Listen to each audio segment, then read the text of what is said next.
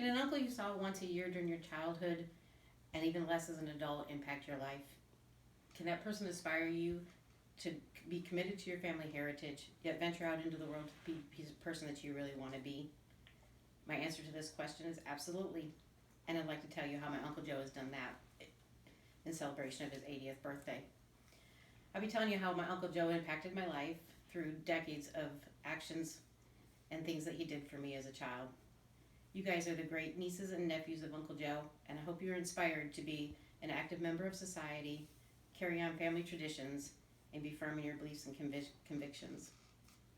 I can give you firsthand personal experiences and relay events throughout my life that depict the type of person that my Uncle Joe is.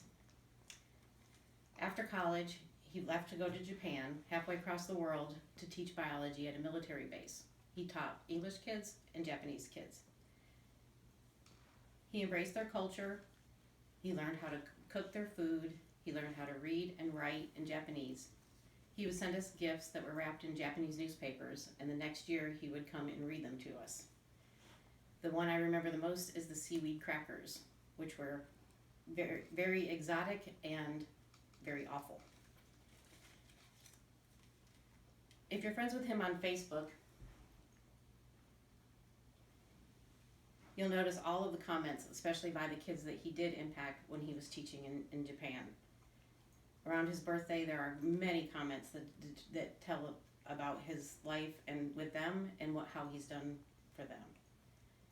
After a lengthy and highly successful career in Japan, he moved back to the States. He now lives in San Antonio, Texas, where he's a wine and food connoisseur.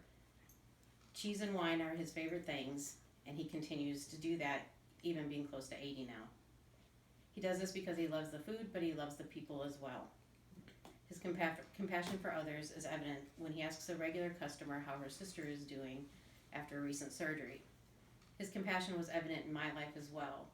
When we were kids, he asked us 3 kids if we wanted to earn $1 by eating a pepper sandwich. The 2 younger ones said no.